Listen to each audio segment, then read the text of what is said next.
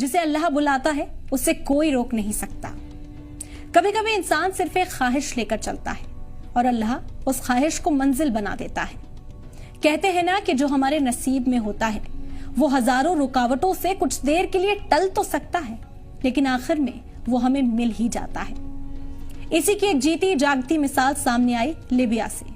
आमिर अल मेहदी मंसूर अल Gaddafi जो हज के लिए निकले थे, लेकिन उनका नाम गद्दाफी उनके रास्ते की दीवार बन गया। एयरपोर्ट पर उन्हें रोक लिया गया। वो चेकिंग प्रोसेस में उलझे रहे और फ्लाइट बोर्ड नहीं कर सके। वो सिक्योरिटी से गुहार लगाते रहे कि उन्हें जाने दिया जाए, लेकिन उनकी किसी ने ना सुनी और प्लेन उनके बगैर ही चला गया। उनका दिल टूटा, आंखें भीग गईं, लेकिन यकीन बाकी था। फिर अल्लाह ने वो कर दिखाया जिसे लोग करिश्मा कह रहे हैं।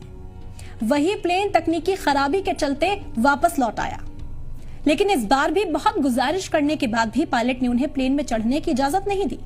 प्लेन फिर उनके बगैर उड़ा और दूसरी बार भी उसी तकनीकी खराबी के चलते फिर उस प्लेन को लौटना पड़ा। तो जब दूसरी बार खराबी हुई तो कैप्टन ने ही कह दिया कि मैं अब तब तक उड़ान नहीं भरूंगा जब तक आमिर हमारे साथ ना हो। यही होता है नसीब। जब अल्लाह कुछ लिख देता है तो पूरी कायनात उसे पूरा करने में लग जाती है।